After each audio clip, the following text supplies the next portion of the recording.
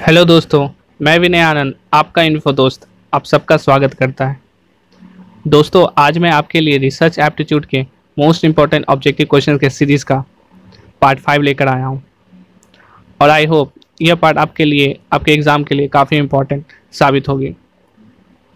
तो यदि यह वीडियो आपको अच्छी लगे तो इसे सब्सक्राइब जरूर कर लीजिएगा। तो चलिए शुरू करते हैं। तो दोस्तों, हमारे पास पहला क्वेश्चन है, A researcher divides his population into certain groups and fixes the size of the sample from each group. It is called.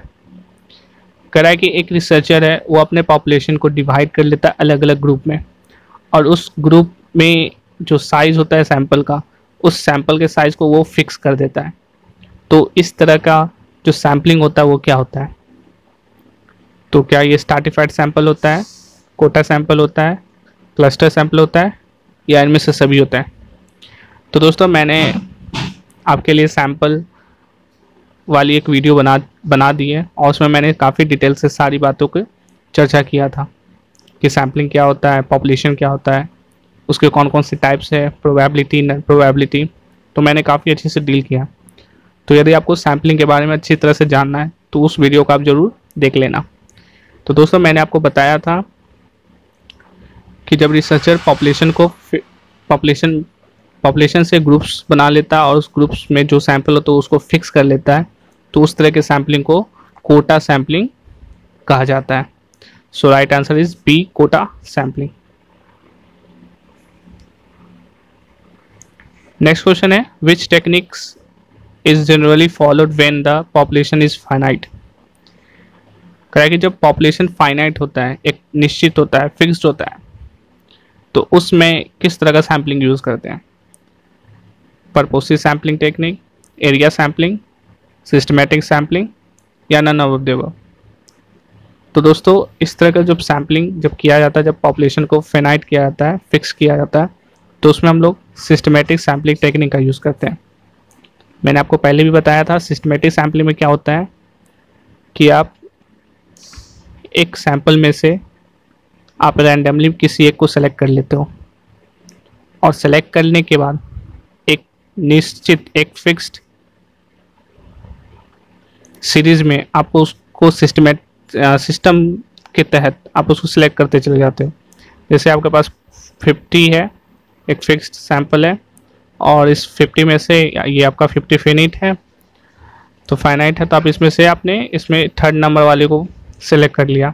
अब उसके बाद फिर आपने फिफ्थ वाले को सिलेक्ट किया, फिर उसके बाद आपने 7 वाले कर लिया।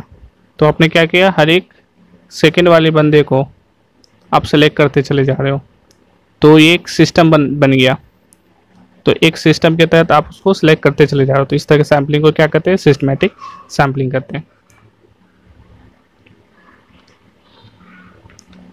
नेक्स्ट है, which of the following is a non probability sample.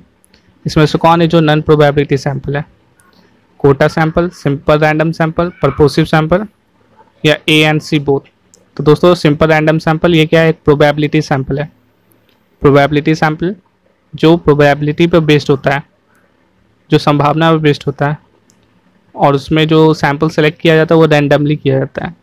तो सिंपल रैंडम सैंपल क्या एक प्रोबेबिलिटी सैंपल है, और कोटा सैंपल और पर्पोसिव सैंपल ये दोनों आपका नॉन प्रोबेबिलिटी सैंपल हो गया। नेक्स्ट है, while writing research report a researcher. जब एक रिसर्चर अपना रिसर्च रिपोर्ट तैयार करता है, लिखता है, तो उसको कौन कौन सी बातों को ध्यान रखना चाहिए? फर्स्ट है, must arrange it in logical, topical and chronological order. तो बिल्कुल सही है कि उसको एक क्रोनोलॉजिकल ऑर्डर में सजाना चाहिए, एक लॉजिकल वे में सजाना चाहिए। नेक्स्ट है, must not use the numerical figure in the numbers in the beginning of sentence. Sentence के स्टार्टिंग में उसको न्यूमेरिकल फिगर को यूज़ नहीं करना चाहिए, नंबर को यूज़ नहीं करना चाहिए। नेक्स्ट है, must compare his result with those of the other study. जो भी स्टडी पहले हो चुके हैं उन स्टडी से अपने रिसर्च को, अपने स्टडी को कंपेयर करना चाहिए कि क्या सिमिलैरिटी है, क्या डिसिमिलैरिटीज़ है, क्या कुछ नया मिला। तो ये सभी बातों को एक रिसर्च रिपोर्ट तैयार करते समय रिसर्चर को ध्यान रखना चाहिए। So D, all of the above is right answer. Next, a researcher divides the population into PG graduates and 10+2 students, and using the random table he selects some of them from each. This is technically called. कह रहा है कि एक researcher है वो population को एक PG में, ग्रेजुएट्स में और 10+2 में डिवाइड कर देता है और उसमें से फिर रैंडमली सिलेक्ट किया जाता है। तो इस तरह के सैम्पलिंग को क्या कहा जाता है?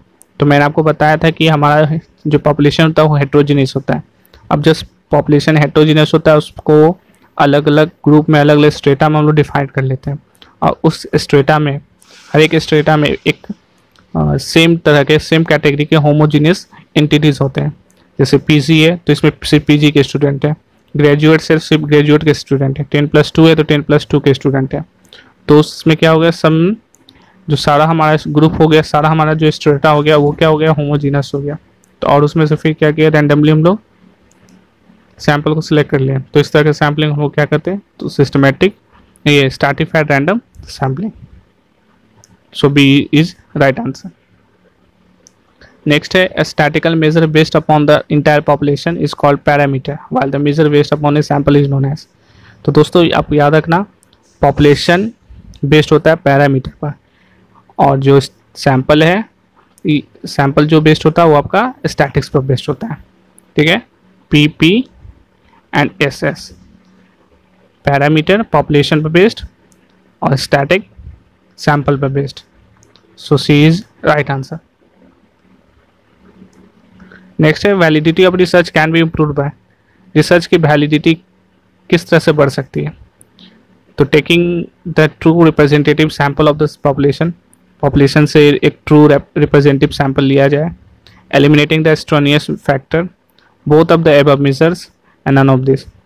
दोस्तों रिसर्च वैलिड होगा, रिसर्च ज़्यादा वैलिड होगा कब, जब उसमें क्या हो, एक्सट्रेनियस फैक्टर्स, जो भी एक्स्ट्रा फैक्टर्स है वो उसमें से एलिमिनेट कर लिया जाए और जो सैंपल हो वो एक ट्रू रिप्रेजेंटेटिव हो उस पॉपुलेशन का। जब ये दोनों होगा तो वो क्या होगा, एक रिसर्च, एक वैलिड रिसर्च होगा, रिसर्च की वैलिडिटी वो बढ़ जाएगी। So C is right answer. Next है, the meaning of generalization is. Generalization का मीनिंग क्या होता है? तो जनरलाइजेशन का मीनिंग होता है to implement the research conclusion at the larger level. जो हमारा रिसर्च का कंक्लूजन है, अगर वो लार्ज लोगों के, मैक्सिमम लोगों के लिए वो इम्प्लीमेंट होती है, लागू होती है, तब वो क्या होगा, वो एक जनरलाइजेशन होगा, वो सभी लोगों के लिए समान होगा, सभी लोगों पर वो लागू होगा। तो उस तरह के रिसर्च का कंक्लूजन वो क्या होगा, जनरलाइज्ड होगा। So B is right answer. Next है, research approaches are. Research approaches क्या होता है? तो मैंने आपको पहले ही बताया था कि रिसर्च अप्रोच दो तरह का होता है, एक लॉन्गिट्यूडनल अप्रोच होता है, एक क्रॉस सेक्शनल अप्रोच होता है। लॉन्गिट्यूडनल अप्रोच में क्या होता है, आप एक एंटिटी को लेकर, एक वेरिएबल को लेकर आप उसको लॉन्ग समय तक उस पर रिसर्च करते हो, तो आपको हो गया लॉन्गिट्यूडनल।